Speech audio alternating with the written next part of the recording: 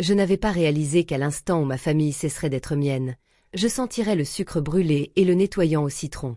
C'est ce qui m'a frappé en premier. Pas les mots, pas les rires, mais l'odeur qui flottait sur la longue table à manger du chalet au bord du lac loué par mon beau-frère. Quelqu'un avait trop cuit le dessert. Quelqu'un d'autre avait essayé de le dissimuler. Et d'une certaine manière, cela résumait parfaitement tout ce qui a suivi. Je ne suis pas du genre à apprécier les réunions de famille. Je les tolère. Je les calcule. Je mémorise les issues de secours. Mais ce soir-là, je me suis dit de rester présent, de me tenir à carreau, d'y croire. Ma femme, Anna, me serre la main sous la table comme elle le fait quand elle sent que je suis sur la défensive. Un dîner vietnamien et un thé sont organisés. Cela aurait dû être mon premier avertissement. Quand on ne maîtrise pas l'espace, on ne maîtrise pas l'histoire. Notre fils était assis 2 places plus loin. Il s'appelle Mika. Il n'est pas de mon sang. Il est choisi, reconnu légalement, émotionnellement, pour toujours. Il avait 10 ans quand nous sommes devenus ses parents. 10 ans à apprendre à disparaître discrètement, à s'excuser avant même que quiconque ne se plaigne, à sourire quand il était perplexe. Nous étions invités en famille. Ce mot avait une signification particulière pour moi. Il en a toujours une. Le chalet était surchargé, comme c'est souvent le cas dans les locations de luxe. Trop de bois de serre décoratif. Des bougies censées donner un aspect rustique, mais qui sentaient le synthétique. Dehors, le lac était complètement gelé, reflétant la lumière comme du verre brisé. À l'intérieur, tout le monde parlait trop fort, comme si le bruit pouvait prouver la proximité. Mes parents sont arrivés les premiers. Ils arrivent toujours. Ma mère pense qu'arriver tôt est un signe d'autorité. Mon père pense qu'être près de la nourriture le rend utile. Ma belle-sœur Renée est arrivée ensuite avec sa fille Chloé. Chloé était élégante, perspicace, 12 ans mais en paraissait 20. Elle scrutait les pièces comme le font les adultes, évaluant sa place dans la hiérarchie. D'autres personnes sont arrivées au compte-gouttes. Un cousin dont je me souvenais à peine. 2 amis de Renée qui étaient presque de la famille. Un couple dont j'ai oublié les noms sur le coup, mais dont je me souviendrai de tout plus tard. Le dîner était servi sous forme de buffet. Ça compte. Quand on se sert soi-même, la hiérarchie s'installe vite. Qui se sert en premier? Qui attend? Qui s'excuse d'en avoir trop pris? Michael a attendu trop longtemps. Je l'ai remarqué. Il mangeait avec précaution, les épaules rentrées, les coudes collés au corps. Il riait quand on lui adressait la parole, mais ne disait rien. Il essayait de se faire discret sans disparaître. Si vous avez déjà adopté un enfant plus âgé, vous connaissez cette vérité. Il n'écoute pas pour être rassuré. Il scrute les alentours, guettant le danger. Puis vint le calme plat, l'assiette raclée, les verres remplis, quelqu'un baissa la musique. Ce moment de douceur où quelqu'un décide de se mettre en scène. Renée a parlé de lignée. Je m'en souviens parce que ce mot a résonné comme une lame à mon oreille. Chloé se leva. Elle tapota son verre du bout de sa fourchette, les yeux pétillants d'impatience. Elle ne regarda pas Michael en parlant. Elle n'en avait pas besoin. Je voulais juste dire, dit-elle d'un ton enjoué, combien c'est spécial d'être la seule vraie petite fille ici. Le son de sa voix ne fit pas trembler la pièce. Ce furent les réactions qui, elles, furent retentissantes. Quelques personnes rirent, machinalement, nerveusement, puis s'arrêtèrent, et alors les adultes commirent l'impardonnable. Ma mère sourit. Mon père hocha la tête. Renée se laissa aller en arrière, comme si c'était mignon. Aucune émotion, aucune pause, aucune tentative pour adoucir la situation. Mika se figea. Pas des larmes, pas du choc, quelque chose de pire. Son dos se raidit. Son regard se baissa. Sa fourchette s'immobilisa en plein vol, comme si la gravité avait soudainement doublé. C'est à ce moment précis qu'il décida de n'avoir besoin de rien. Anna inspira brusquement à côté de moi. Elle ne dit rien. Elle n'en avait pas besoin. Je me levai lentement, délibérément, comme on le fait quand on connaît déjà le prix à payer. J'ai quelque chose à ajouter, dis-je. Ma voix ne trembla pas. Cela me surprit. L'attention de la pièce se porta sur moi. Je voudrais remercier tout le monde, poursuivis-je, d'avoir clarifié un point très important. Un silence pesant s'installa. Si mon fils ne compte pas ici, alors nous non plus, dis-je d'un ton égal.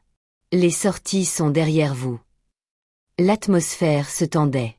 Ma mère rit la première. Oh, Daniel, ne fais pas ton cinéma. Les enfants disent des bêtises. Elle a appris ça quelque part. Mon père se leva. Asseyez-vous. Non, dis-je, on part d'où vous êtes. René ricana. Tu gâches le week-end. Pour une remarque. Non, dis-je, je suis là pour une question d'accord. Je n'ai pas élevé la voix. Je n'ai pas argumenté. J'ai pris la veste de Mika et j'ai ouvert la porte. Un air froid et vif s'est engouffré dans la pièce, comme un soulagement. Certains protestèrent. D'autres fixaient le sol. D'autres encore restèrent assis, soudain fascinés par leurs assiettes. Mes parents furent les derniers à bouger. Comme toujours. Ils testaient l'autorité, se demandant si elle pouvait encore fonctionner en attendant. En vain. Mika ne leva les yeux que lorsque la porte se referma derrière eux. Ni triomphe, ni joie, juste de la confusion. Anna s'agenouilla près de lui. « Tu n'es pas obligé de disparaître, dit-elle. Tu as ta place parmi nous, ajoutai-je doucement. Non. Toujours. Ses épaules s'affaissèrent légèrement. C'était suffisant. Nous sommes partis peu après, avons fait nos bagages en silence, et avons roulé sur des routes givrées tandis que le lodge disparaissait dans le rétroviseur comme quelque chose d'irréel. Le téléphone s'est mis à vibrer avant même que nous atteignions l'autoroute. Je l'ai ignoré, car ce moment ne commençait pas là. Il se préparait depuis des années.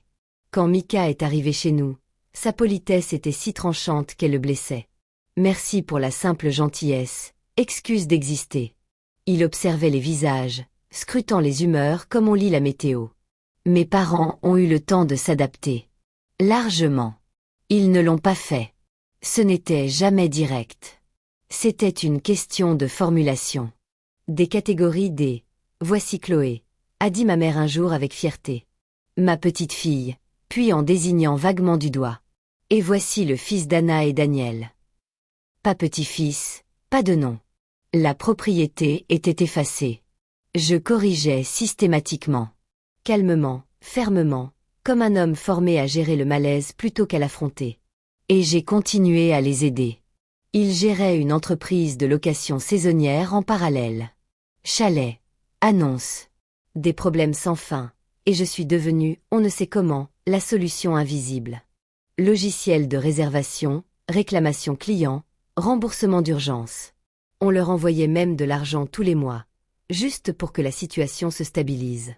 Elle ne s'est jamais stabilisée. Quelques semaines avant le voyage, je les ai mis en relation avec un client entreprise. Des baux longue durée, de l'argent réel. Ma crédibilité a fait pencher la balance. Après l'incident au lodge, les messages sont passés de l'indignation à la panique. J'ai donc ouvert mon ordinateur portable, annulé le virement automatique, me suis déconnecté de leur système et retiré mon nom de la conversation. J'ai envoyé un courriel au client. Je ne suis plus impliqué et ne peux ni servir de référence ni d'intermédiaire. Simple et clair. Les appels ont afflué. Vous nous sabotez.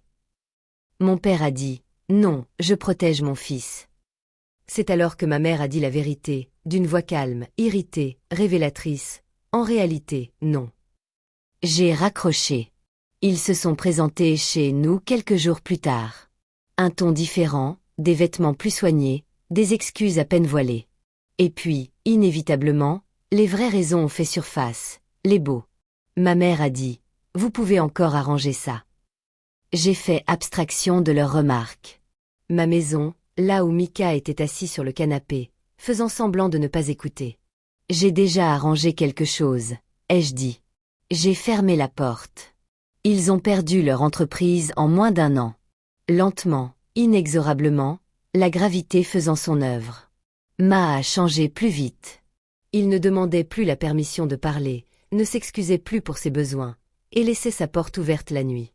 Notre monde est devenu plus petit, plus silencieux, plus sûr. On me demande encore si je le regrette.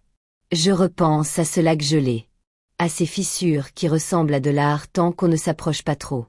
La famille, ce n'est pas une question de sang. c'est celle qui refuse de laisser un enfant disparaître. Alors dites-moi, si c'était vous, qu'auriez-vous fait? Merci d'avoir regardé par Butterhole.